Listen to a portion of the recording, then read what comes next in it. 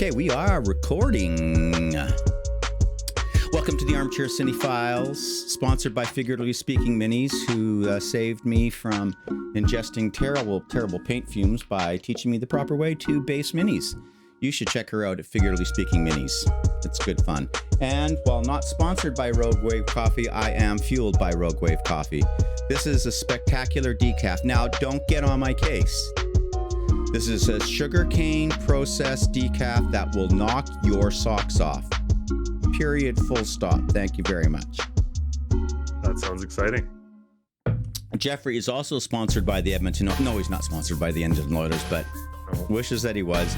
Apparently, Jeffrey will be gone for several weeks down to California for the open casting call for the DCU universe, James Gunn, Peter Safran. So excited to see him down there. You'll have to let us know how it goes, Jeff. That would be amazing, man. I totally would. Oh, yeah. That'd be a lot of fun. Like for anything. Yeah. Right? Like sweet. Like why not? If it's an open cattle call, I'm cattle. I can remember growing up watching Smallville and being like, that's in Vancouver. That's like a short drive away. I should just drive down there and be like, hey, throw me in an episode. Yeah. Never happened. I know. Things that we never did. Maybe when they make the Smallville movie. How are they going to do that? It's going to be... I don't know. Okay, before we get under our main topic of bodies and everything, I did want to point out that Gunn this week confirmed that J.J. Abrams is still going ahead with his Superman movie. I saw that it was still in development. Yeah, it hadn't been canned. Everything else been canned, but everything else has been canned, right? Like last year was the year of canning. They were like a total fruit factory. 100%. Peaches, cherries, everything canned. Yeah, like what the heck? And then this year they're making stuff again, which is good news.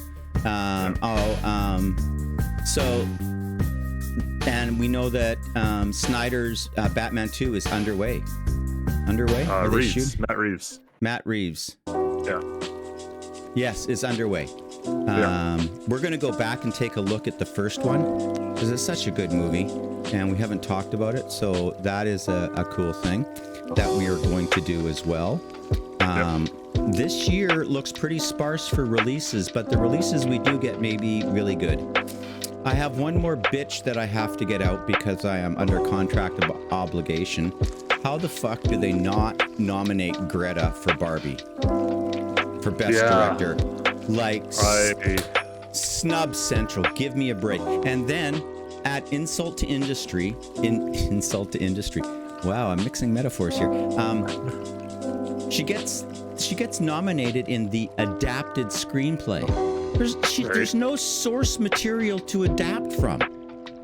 There is no Barbie source material. So my theory is, I don't know what the theory is now because I'm confused about everything. I'm just really disappointed. I mean, the #1 grossing movie in the world, with the cast she had to direct, with the material and the script she wrote. I don't care who she's up against or whatever. You have to acknowledge that. I mean, maybe Barbie's going to win Picture of the Year because they expanded the category. It might. It's crazy good. Like, I think the performances in Oppenheimer are off the hook. Cillian Murphy's performance as Robert Oppenheimer is insane, but I mean, you have get Best Actor. I think that if you sit back and pause and reflect upon what the process is, you have to give it to him. And what won it over for me is I was looking at production stills. And when they're using the big IMAX cameras, that IMAX camera is within arm's reach of his face as he's looking out, delivering like he has the equipment and everything is just around him, and he has to deliver all the facial eye, like it's every pore in his body has to emote and act those things. If you watch Oppenheimer again, if you notice the first half of the movie, I sincerely believe that Emily Blunt and Matt Damon's performances in the first half is better than the second half. Like, Okay. I'd like, have to watch it a first time to really make. Yeah, and you should. Like, just I don't think we need to review it. I don't think it's in our review genre, because I'll go off on my socialist tirades, which are not appropriate. It's like, Anyway, yeah. I mean, Damon in the movie is wonderful as well. Robert Downey Jr. is great as well. Emily is great. He's nominated for Best Supporting. I think Emily's nominated for Best Supporting Actress. Yeah, they are. And it's first nomination for her. So that's kind of good and everything. So, I mean, Oscar season's coming up. I'm hoping we can focus. The other big news in the gun universe is he wrote every episode of Creature Commandos. He directed every principal actor in Creature Commandos. And so it's out at the end of the year, into 2024. That's when we're gonna see that. So we'll have other movies to look at in the future, including the Three Body Problem.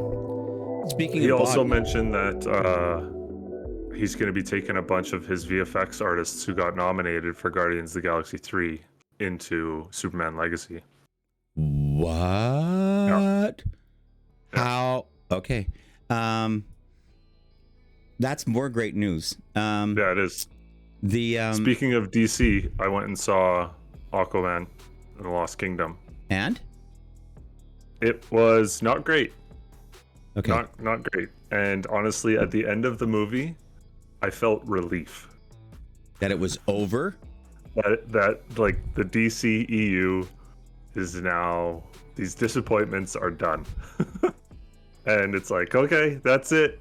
End of an era. It's over. I don't have to think about it anymore. Let's look forward to James Gunn's universe, Gods and Monsters. Wow. Yeah, there was a bunch of a quick rundown. There was so many scenes and shots and dialogues that I was like, I've seen this before. Where have I seen this? It honestly felt like it was a movie made by somebody maybe in their early 40s, late 30s, so roughly around my age, who kind of grew up through when Iron Man came out and the whole Marvel Cinematic Universe, and was like, hey, that was really cool and this happened, let's throw it in this movie. That was really cool and this happened, let's put it in this movie. Like, that's honestly what it felt like. There was just so many shots and scenes that were like, I can't, but like, this is a complete ripoff. That's really too bad. Yeah, it is. But like I said, it's over. Okay.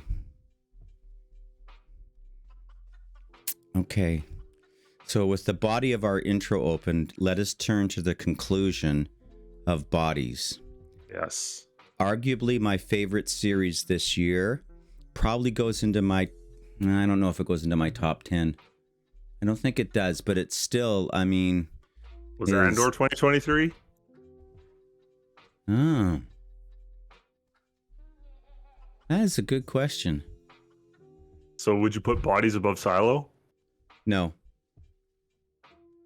I like the source material with Silo a lot better than I like the source material. I haven't read the source material. It's a graphic novel, but I think Silo's the better of the shows. But having said that, I mean, there's nothing wrong with having multiple great shows. That's true. Like if it's a scale on 1 to 100, one of them's a 97 and one of them's, oh boy, where do you rank it? How do I rank it? Anyway, yeah. So one of the things I've read about Finale, and I'm going to look to you to sort of lead the discussion, because every time I start talking about it in my head and rehearsing what I want to say and all that, I am in, I bring a whole 17 different directions. I am the ADA poster boy for the entire universe. Good Lord. Hey, should we do a recap of 7 and 8? Yeah, if you got a recap, you should definitely do that, and I'll suck back some coffee and get wound up. Okay, sweet. So at the end of episode 6, the last shot is Maddox waking up in the street in 1890 with a throat mark on his arm. We start episode 7 in 1889. So it wasn't actually 1890 that he showed up there, it was 1889. Maddox wakes up in the hospital. Lady Harker shows up to identify him. Mannix convinces Lady Harker that he is Julian. They go home, and at a tarot card reading from Lady Harker, Mannix explains that he is not actually Julian. He promises Lady Harker a beautiful life together. Then we see a year later, Julian is waiting for Defoe to show up in Long Harvest Lane. He does, and so does Ash to find the body. Next, in church, Polly is playing piano and meets Julian's eyes. Outside, we get Julian's perspective as Hillinghead meets Ash, which we've seen in a previous episode. Julian stops a thief from taking Polly's locket and introduces himself to Polly and her mother. Later, Polly is at the Harker house to play piano for Lady Harker. A montage plays of Julian having meetings as well as Polly playing the piano for him and his mother. Polly finds a painting of Defoe's body. They discuss permanent employment for Polly to help with Lady Harker. And we see a fast-forward version of Hillinghead's story and find him in jail. He is being transferred to another prison. The carriage that he is being transferred in is stopped by Julian, who explains that he intends to marry Polly, and Ladbroke kills Hillinghead. Julian returns home and tells Polly her father has committed suicide. Then we jump to 2053. Maplewood is questioned about Mannix's whereabouts, then promoted by some bureau of police officers or something. Maplewood lies about knowing who and where Hassan is. She heads home and finds Defoe's briefcase, in which are notes explaining that Defoe would have traveled backwards and forwards in time. Maplewood heads to her brother's place where Hassan is hiding. They discuss the blast and trying to save Defoe in the future. They are next seen in Long Harvest Lane waiting for Defoe to show up. He does, and they save his life. Then we go back to 1890. We see Julian marrying Polly.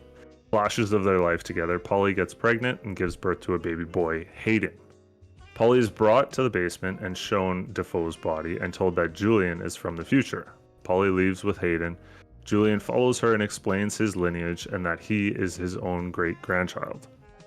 Then we jump to 1941. Julian is in bed. Polly arrives. Julian begins recording the last record. Polly leaves to go kill Esther. We have flashbacks of scenes we've already seen, and we see that Whiteman is hung. In 2053, Maplewood is with Defoe, unconscious. He wakes up. He describes traveling through time, says there's nothing they can do due to the loop. Hassan mentions that Elias regretted what he had done. Maplewood suggests sowing a seed of doubt in Mannix's mind. Maplewood goes through the throat to 1890, and that's the end of the episode. Start of episode 8. 1890, we see Maplewood is in 1890 and can't walk because she had her spine implant in 2053, which did not make its way back in time. We quickly jump to 2052. Hassan and Defoe head back to Long Harvest Lane and they find Maplewood's name beside Hillinghead's carved into the bricks. Also something else that isn't shown. We go back to 1890. Hillinghead is seen writing his confession. An officer comes in the room and tells him that a cripple is asking for him. He ignores this and goes home as before. He ends up in a cell next to Maplewood. She tries to explain that she is from the future, shows him the mark on her wrist. Hillinghead is taken away like before and is stopped by Julian as before.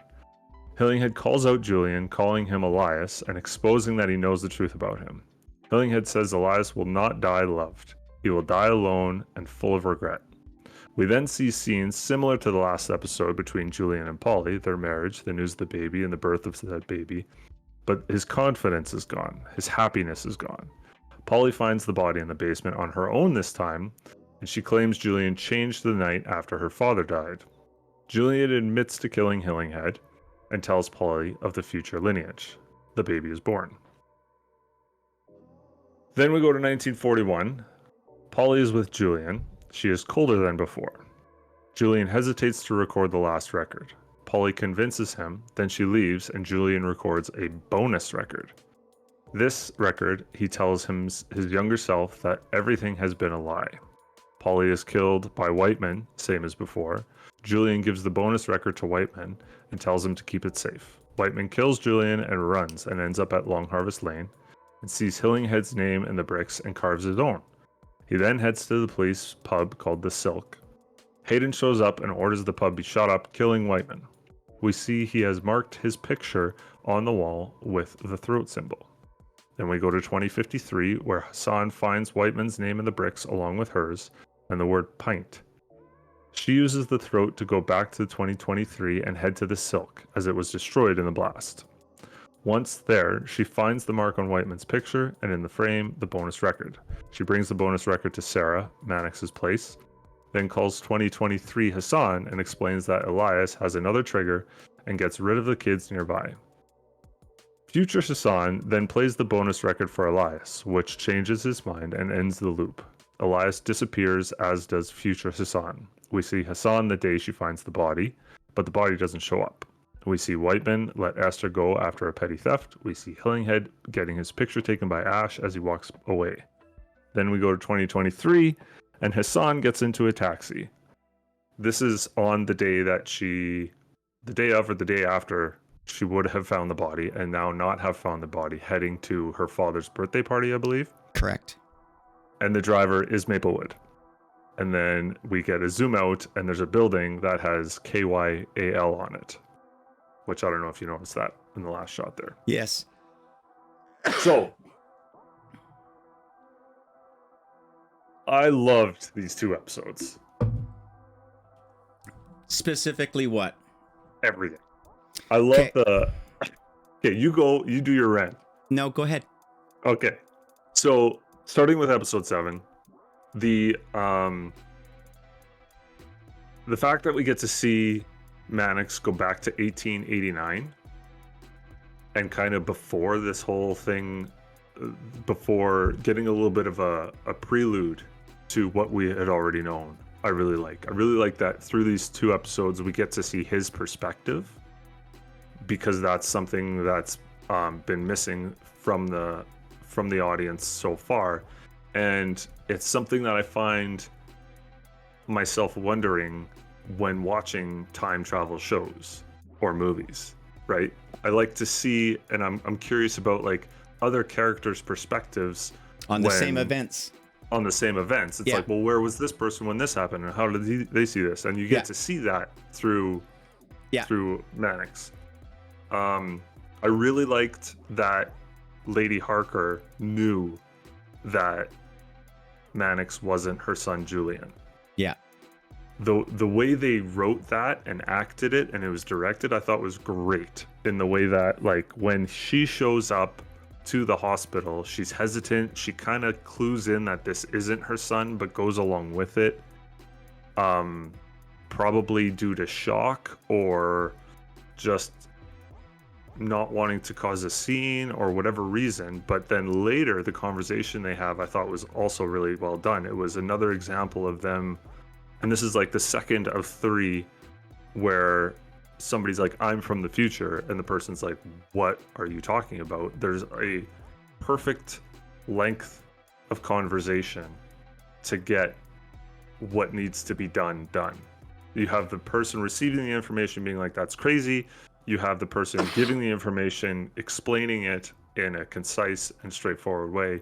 But then also in this interaction, we have a really awesome explanation as to why Lady Harker would go along with this plan. Yes. Why would she accept that this stranger who just shows up out of the blue claims to be her son and then goes along with it? And he promises her this beautiful life. Yeah. And as a woman who lost her son, who she clearly loved, and him promising her this now, like, especially in a time like that, where it's like so dependent on other people, and especially women being dependent on men for a lot in that time period, you have this person promising her that I will be a loving son to you, and I will marry and give you a grandkid. Like, we will continue to have a beautiful, loving life as long as you go along with this crazy thing that I'm telling you. And that to me is enough of a promise for her in her state of mind to accept it and move on. It's well within the realm of possibility. And it's written and acted and shot to allow that time period, that right amount of time, to have an impact on the viewer who's now bought into the whole time travel thing. It's not phony, so it's enough to get you through the next set of hurdles. If we have that scene in episode 1 or 2, the audience isn't prepared to make that kind of rapid acceptance, I don't think. So I agree. I think it's very clever. Okay, yeah, it's great. I love the fact it was Mannix a lot. You love the fact that what? I like the story of how the loop gets broken is told through Mannix. Yes. Which is essentially the big bad guy. Yeah. Right? Which I really thought was good. Okay. Yeah. Continue. I thought that Julian telling Hillinghead, so this is in episode 7, when he stops the carriage from him being transferred, Hillinghead being transferred, and him telling him that he's going to marry his daughter. It was just ruthless. Yeah. Like, he's destroyed this man's life, and then on top of that, he's going to marry his daughter, which is crazy because Paulie is 17. And Mannix goes back and he's like 48 or 47. But that's common in that time period. Highly common in that. But what I loved about that the most is that is like a final straw that destroys any bit of humanity, rationale. Like Hillinghead gets left as a mess, as a primal. Yeah. So when it comes time for the loop part of it, he can overcome that within himself. The fact that it adds a whole nother layer. Like he has to fight through all of that to be able to insert the seed of doubt into Mannix. Yeah. Right. So I think that's great. Oh yeah. Right. And it throws and also really well acted and really well shot. Like it was such a raw scene. Right, like the way Hillinghead reacted, and there's like tears and snot and drool coming out of him. He's like you said, he's yeah. The thing I liked about it is that it wasn't shot super realistically as many things are now. Like the inside of that carriage, regardless of where the lamp was and everything, it was still bright enough so that you could see their faces and everything. So I quite appreciated that. And even the street scenes at night were bright enough so you could see detail. They just weren't, it wasn't as black as it would have been. Right? Yeah. Okay. Yeah.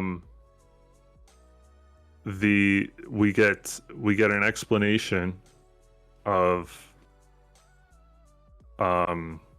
Mannix's existence as a loop. Yeah. Which is like, we kind of started what you said. No, okay. We started talking about this last episode, but this is where it breaks. But I'm also okay with it because it's time travel, and there has to be, because we just don't know, right? Okay. Like we had talked about like how many loops has he gone through? Yeah. To get to this point. Yeah. Right. Yeah. And it would either be infinite or one. No. Because that's just binary platonic dualism coming out of you. It could have been the 6th loop. But could have been the 8th loop. What would have to change for our protagonists, Maplewood, Hassan, and Whiteman? What would have to happen in this loop for them to be able to change the loop? Well, we know Hassan can't change the loop. Well, they do eventually. Hassan doesn't change the loop. Yeah, she does. How does she not? Okay, you explain to me how she changes the loop. 2053 Hassan uses the throat, goes to 2023. Yeah. And plays the bonus record for Elias. Yeah. And thus ending the loop.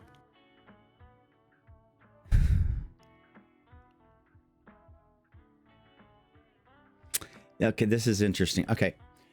So and then Hassan, who went back in time, disappears. Right. And we don't know if there's a Hassan in 2053. Right. Which is like, well, my other question was, does the throat then still get made? Well, I'm hoping that they do season 2. I want to diverge just here slightly to talk briefly about whether there's going to be a season 2 of this or not. So I've read a bunch of stuff, and the writer said he wanted to give, with the totally unknown lack of reason involved with the cancellation of shows, he wanted to give the viewers closure somehow with only one season. So it doesn't mean it's a limited series. He said it would be a limited series from that. That doesn't mean there isn't going to be a season 2, but if there is a season 2, it'll be a limited series again. And they've left a ton of stuff open to go ahead. They have with that last shot. Even before that, they have. No, because if Hassan gets into that taxi cab in 2023 after the loop has been broken, yeah, and it's some random driver and it's not Maplewood, yeah, then there's like all the loose ends are tied up. Okay, now here's my question about one of the questions I have about that exact scene. First of all, Hassan can't be a cripple if she's driving. Maplewood can't be a cripple if she's driving. Okay. Because she had no use of her legs at all. Right. I mean, I'm not saying that in 2023 we don't have automobiles that can be driven by, disabled people with wheels and all that kind of. They quite often don't have taxi licenses, though. Right. Okay. Right. So, secondly, I think that's a fresh Maplewood has had to go back, and where we're going to pick up is the rest of that car ride. I sure hope so. And then the sign, KYAL. Yeah. Why is that there? And that's the question. That's what I'm saying. I asked you first. Okay, but no. But yeah. That's what I'm saying. If that last shot doesn't happen, right, then the loop is broken. Mannix never exists at all. And then like all the loose ends are tied up. But because we got the shot with Maplewood and then the KYAL, now it's like wide open. There could be a million different things. Okay. So does the Maplewood in the past, the 1890 Maplewood, quote unquote, pull a Mannix and sets things up for her in the future? Because she knows how it all works. I'm like, this is pure speculation, right? Well, okay. So following the reactions that we see in 2023, I would have to assume that Maplewood in 1890 would also disappear because she never would have gone back. Yes. So why is Maplewood in 2023? Right, but that's season 2 questions. Yeah, she goes back again. Yeah. And why? Because KYAL still exists in some different fashion. What's wrong? Doesn't make any sense. Well, it's a time travel movie, right? Yeah, it's time travel. Yeah. But it could be the beginning existence of Mannix doesn't make any sense. That's why it's a loop. Right. It's an infinite loop, right? It's not infinite. It's a loop that's been going on. We don't know how long it's been going on. If it doesn't get broken, it could be infinite. Right? Because there are little changes throughout. Like, I am sure that if there is a season 2, there are things they shot in season 1 that we didn't notice that are differences in the timeline. Okay. Like, we never see the body of Elias Mannix's father, Barber. We never see his body. He gets shot by the other agent. He goes overboard, right? I can't remember if he goes overboard. I can't remember. I don't think he does. I don't think he does. I could be wrong about that. Sorry about that. But I'm sure that they're going to go back and show us all sorts of other details we missed. Right, but Barber doesn't exist. Like, his whole lineage doesn't exist, right? Like, it starts with Julian Harker. Yeah. And he marries Polly, and their kid is Hayden. Yeah. So there is no barber. And there's a family in there that we don't know about, and then it's Barber, and then it's Elias. Who is Hassan's boss? Right. It would be a different boss. And if it's Barber, like maybe there's a time police war going on. Yeah, and that would be awesome to see in season 2. Like all the ripple effect of Mannix not existing. Which could all be good. It could all be good, but we still have KYAL. Yeah, I know. Why do you think that's so significant? Because it stands for Know You Are Loved. And Yes. Know You Are Loved is what, like, that was Mannix's whole thing. Yeah. His whole storyline was he wanted to feel loved. And so he doesn't blow up the bomb if he's loved. Yeah. Right? They talk about how he had to have this terrible upbringing to bring him to a point where he was broken enough to pull the trigger. Yeah. And then to seek the feeling of being loved, which he gets from Polly. And then wanting that for everybody to build the society that everybody feels loved. So maybe it's still there, and it's been. But that's Mannix's idea. It's the idea, but maybe it gets executed differently. But by who? Maplewood. It's his idea. Maplewood. Maplewood knows of it.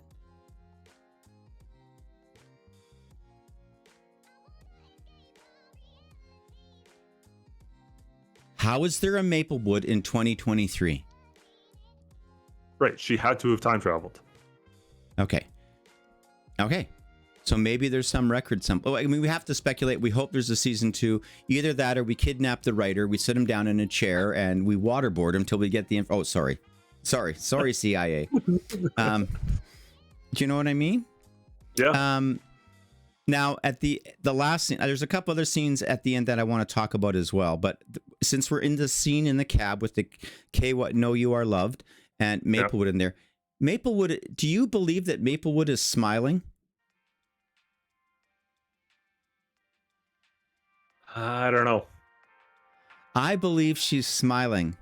Yeah? Yeah. Because I don't think that Maplewood knows that, like, I don't know. Again, but I think I'd have to watch it again, but I think she's smiling. Let's go back to Hillinghead's last set of scenes. Okay. So the other thing, the second time around? Yeah, the happy ending ones. Yeah, so that's in episode 8. Yeah. And we get Maplewood back, which, okay, so this is the third of 3 conversations where somebody's like, I'm from the future. Correct. And they do it the same, which I love. Yeah. Because again, you've got 8 episodes and Hillinghead's pissed off. He's like, why are you pulling my chain here? Like, I'm in enough pain here as it is. Like, are you trying to make me think that I'm crazy? Yeah. And then she shows the mark on her wrist, which is what I was talking about before in terms of like that's the purpose it serves, right? It's proof that they've time traveled.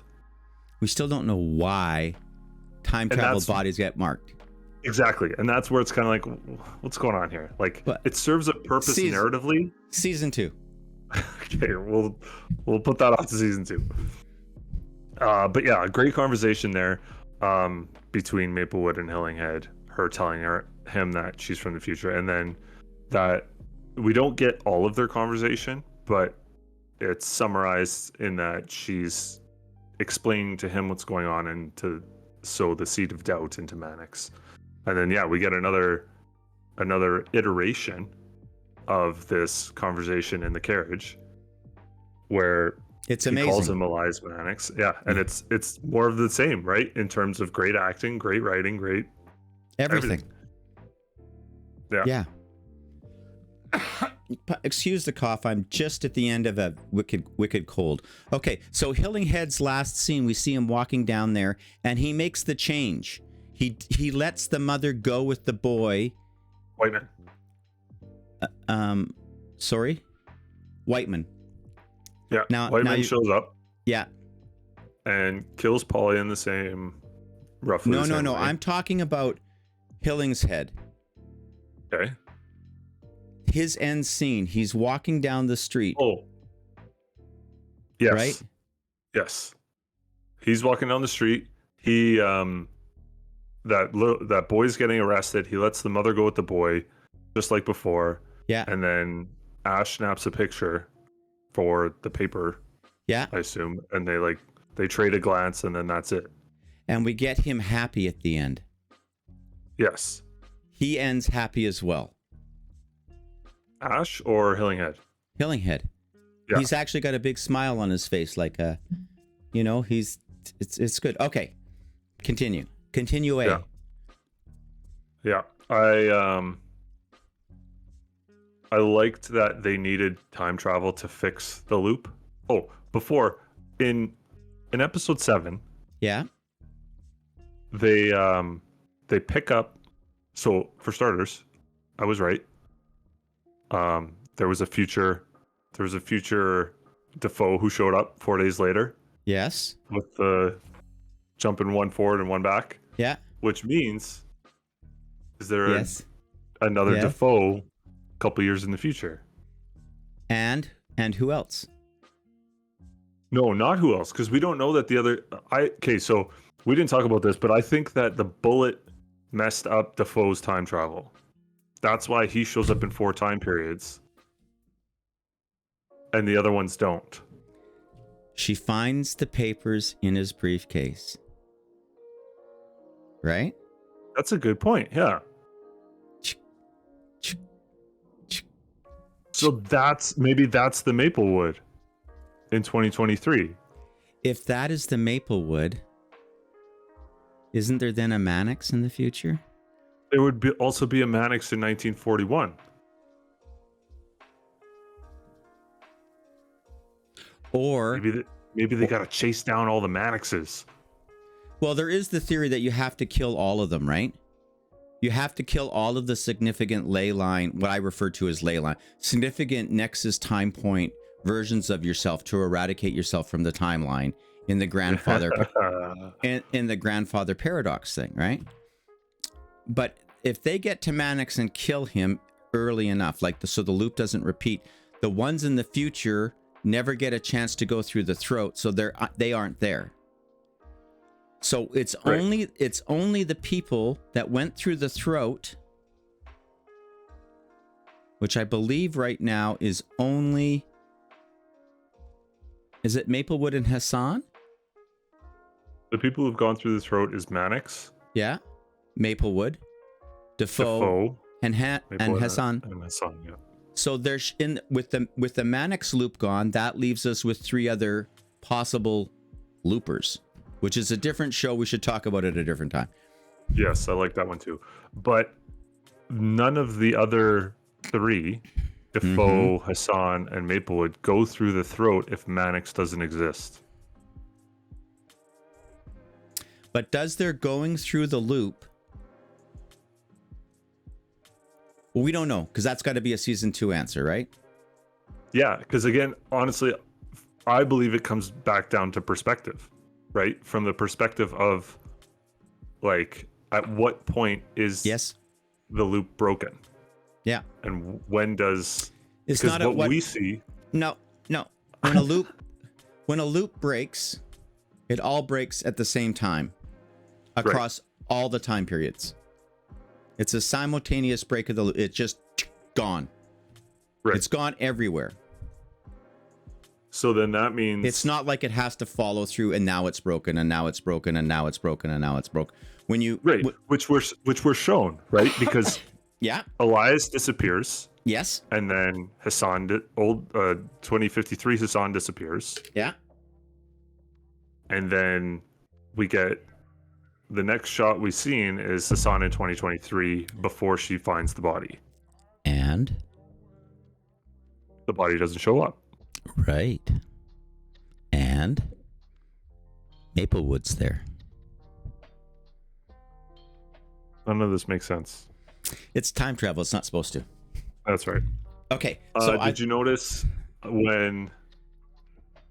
Okay, so Hassan's memories do change.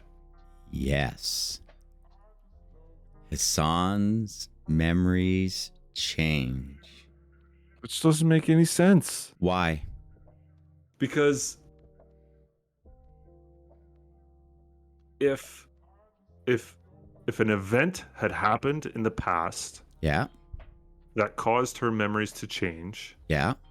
that would follow that it would cause her to have actions in the future. Like, it would all be instantaneous. That's what I just finished saying. Yes. So then we shouldn't see her memories change.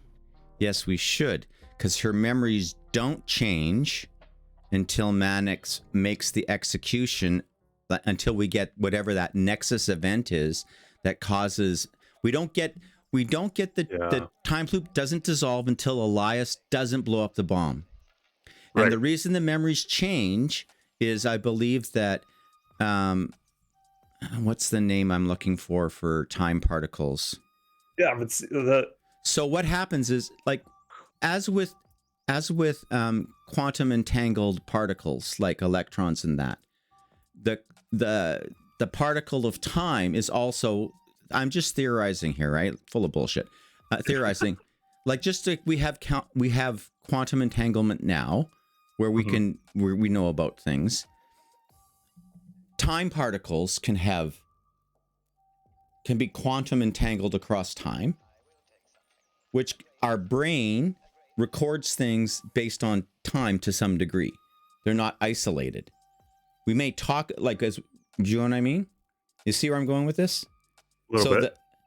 So if the time particles are quantum entangled, and the electrical synapses that create memories and write the engrams in our brain are made of particles, they can be entangled as well. And so when that nexus event, what I refer to, this is me, that nexus event occurs when Elias doesn't set the bomb off, all those particles know that the bomb is not off. And that results in them those particles taking action in the universe, the chronotrons or whatever we want to call time particles. And that's how the memory gets erased after he doesn't blow up the bomb at that time period, at that moment. Okay. I have a book. Robert Sawyer does. Well, I think I might have it. I'll bring it to you. It's a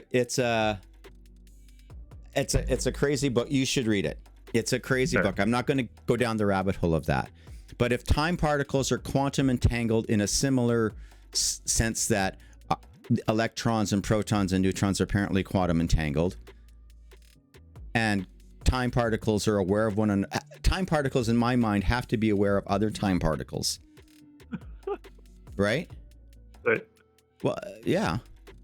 So that's my theory. Did you notice? This will actually add to this. So when I think it's Whiteman's walking down the street in his last scene. Yeah. When he stops Esther and lets her go. Yeah. On the wall behind him. Yeah. There's a poster. Yeah. And it says Polly Hillinghead, and she's playing piano. Yeah. As some concert. Yeah. Did you notice that? Yeah. Sweet.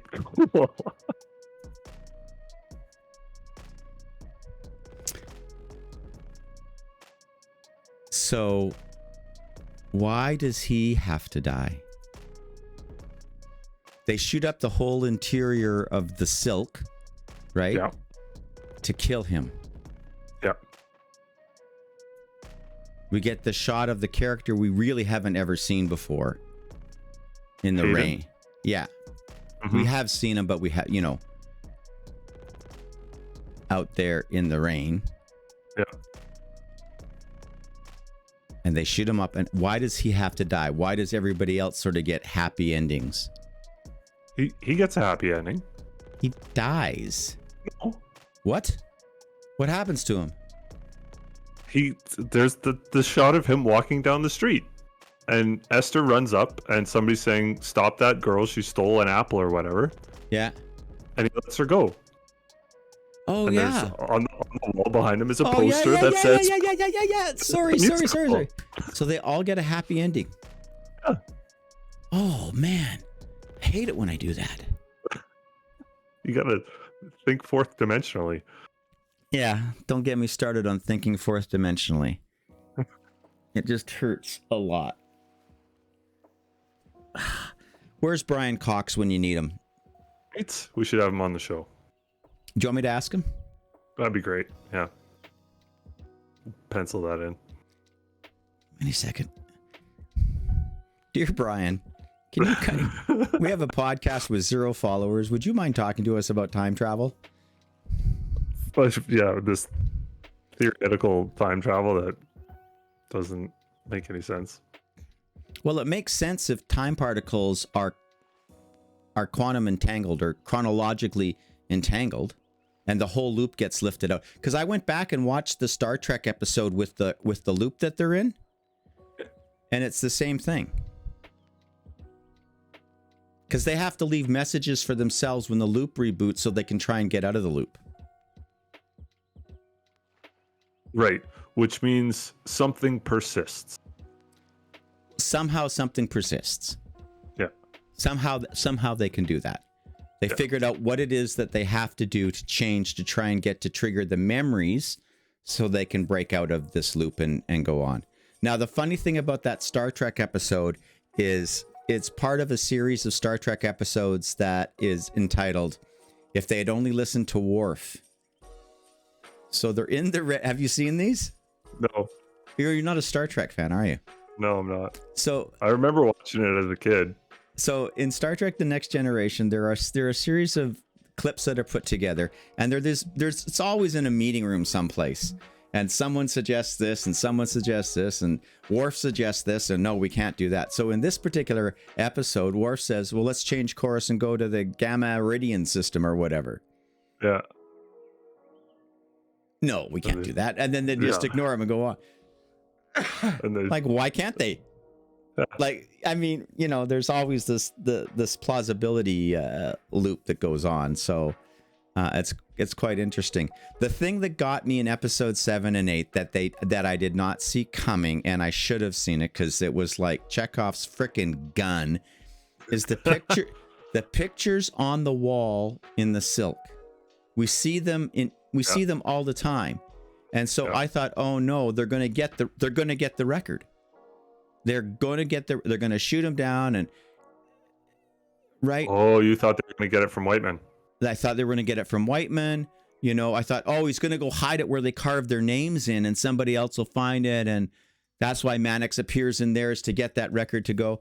I never see it coming that it's in the picture, until of course the other thing that I loved about that too was that Hassan's like, oh yeah, the silk. Wait a second, that got blown up. Yeah. I can't just walk down the street and go back to that pub because it doesn't exist anymore. Yeah. Which forces her to go back and have her whole storyline there. Yeah. It was great. What else you got? That's about it. That's about it. So I hope there's a season 2. I really hope. I really hope. I desperately am not going to go read the graphic novels at all. No. I'm gonna look into it. I really enjoyed being surprised. Yeah, that's true. I really enjoyed the whole mental exercise of, trying to figure it out and then getting enthralled by everything. And, I like the fact it was a lower budget film that was executed so well. I wish we had gotten the significance of why it always had to be. Now, of course, the names escape me. The lane, what's it called? Long Harvest Lane. Why does it have to be Long Harvest Lane? Like, what is significant about that? Like, why is that the spot that, things come back in? I think that's where the throat is. In the future? Yeah. Oh, am I an idiot and missed that? Don't answer that. I don't think it was clear. Okay. I don't think it was very clear. That was my assumption. Why is it called the throat? Yeah, why is it called the throat? Why What do they get hap- marked? Why are there people in the future that just come out of nowhere? Yeah. Like all of these things. What happened? I mean, is the time being written again? Like, is it now? Do we now have a new course of? So from the moment the bomb doesn't go off, is history now new? Yes. Okay. Secondly, 500,000 people dying in the center of London would have had a far more profound effect on the world.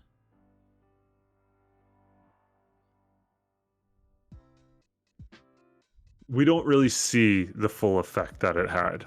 That's true. I have to give you that. No, you're right. I'm wrong. Yeah. I think that's very true. With but what's going. To counter that, 500,000 people not dying has a profound effect on the timeline. Does it? Well, if you were to compare and contrast 2053 that we got to see and the 2053 that is now going to happen, it would be drastically different. Is it? Maybe Mannix has a plan for this if he doesn't. Like, maybe.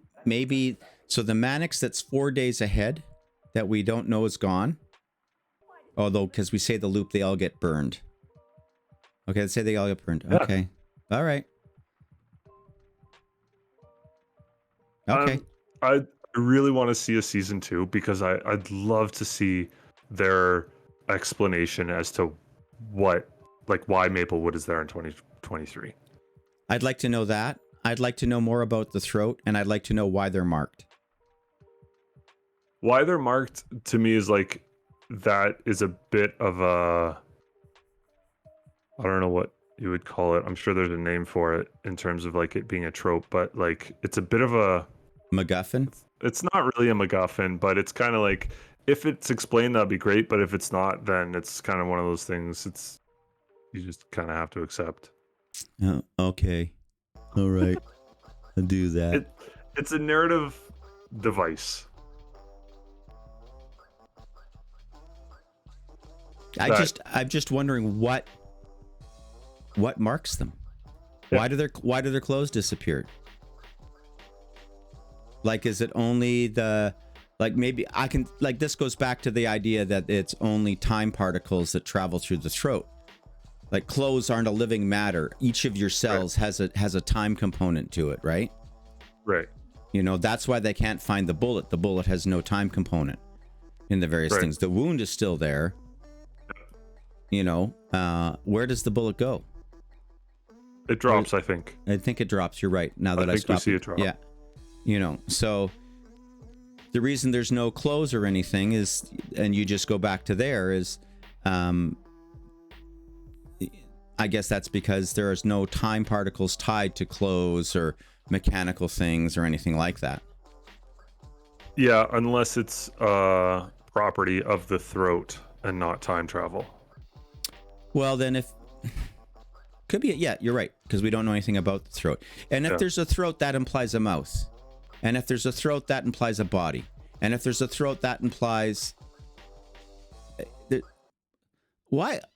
I know, season 2, Doug. Season 2. Season 2. We push it off to season 2. Certainly a winner, though, right? Yeah. Who should watch this show? Great question. I think that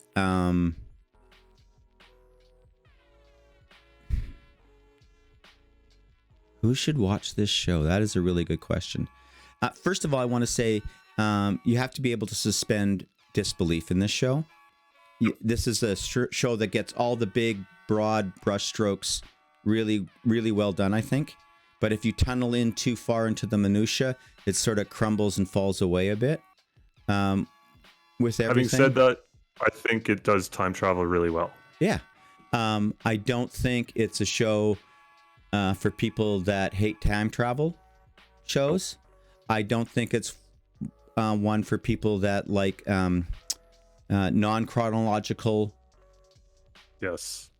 You know, there's some seasons of some shows, I forget which, that are shot out of time sequence. Like people who hated Tenet Should not watch this. If you liked Tenet, you should probably watch this. Yeah. Monica watched it, and I would say that's not and she enjoyed it. It's a good show. I mean, she's not as an in-depth hardcore. Monica is my wife. She enjoyed it. She watched the whole thing. I mean, was it the greatest for her? No, but then again, she's not a super time travel kind of person, but it's a good show. So for her, so I don't know. I think you have to be probably someone that's aware of science to some degree. You have to not want an art film. I think you have to have a willing mind. You have to have some neuroplasticity left in your cells. I don't think it's for your reality TV people. No. I don't think.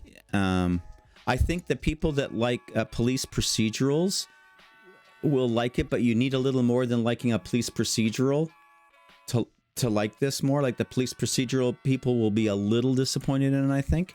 I think there's a Venn diagram of like sci-fi and police procedural, and this fits right in the middle there. Yeah, I think so. I can also see where if you liked fantasy, you would watch this because of the time period. Like if you like time period stuff, it does. Oh yeah. So I think you could watch it for that aspect and all the other sort of themes it sort of weaves in there. You know, how Jews were treated in Britain during the war, how homosexuals were treated in the 1890s, women, Muslims in the police force in Great Britain in 2023. You know, those are all, you know, interesting things. I think those are all great things. Is there anything you want to? I think we've run out of things to say here, and we should move. What do you want to do next week? Let's do the Batman. Yeah, I think we'll do the The Batman. I'm Batman. I'm Batman. Should open from a clip from that cartoon series. You want to know my secret identity? You're Batman. Because I'm Batman. Because I'm. We're running off the rails hard here. What? Said we're running off the rails hard here at the end of this episode. That's fine. We're gonna watch the Batman. We're gonna talk about the Batman next week. We're waiting for the 3-body problem. I'm gonna force Jeff to watch it. Right. Yeah. We got stuff happening in March. There's a bunch of stuff happening in March. I'm really enjoying the Percy Jackson series. I can't believe you're not watching. Yeah, like I don't know why your kids aren't watching it. At least, yeah. The kids are, It's really good. Yeah. I enjoyed Invasion. Secret Invasion, did you finish it? Yeah. Like I'm halfway through Monarch right now. What's Monarch? It is a series that follows some of the characters in the Godzilla movies. Okay. This is great. Okay, so I'd love to watch it. So you need to send that to me. Like, can you throw it into chat right now so I have it? Godzilla +1 or whatever it is. Godzilla -1. Apparently is phenomenal. Yeah. I'm really excited to watch it. Okay, me too. For sure. Like 100%. Yeah. Monarch is on Apple Plus, I believe. Okay. And it's not related to Godzilla -1 at all. That's its own thing. But the recent movies that came out, the recent Godzilla movies. Cool. I love those kind of stories. Yeah, it's good. One of the things that, like, I'm 4 episodes in or something like that. Yeah. One of the things that I tell people that I really like about it is, like, you go to watch Godzilla movies to see Godzilla. Yeah. So when they make a show about, like, Godzilla, it's like, I hope I get to see some monsters. And it's like, every episode so far, you've seen a monster. And I'm like, this is great. This is awesome. Why aren't we reviewing this? We should be. Okay. Monarch. Batman. Cool. Cool, Jeffrey, as always, a pleasure. This episode, as all our episodes, have been sponsored by Figuratively Speaking Minis. Courtney, who saved me from frostbite today, should be rewarded by you following her on Instagram. She's been at D3 at Sea. She is, I think someone's talking, she's going to be at Dragon Con this year. She's everywhere. She is the Courtney. Remember, when you're out there, take your time and, be good to yourselves and know you are loved.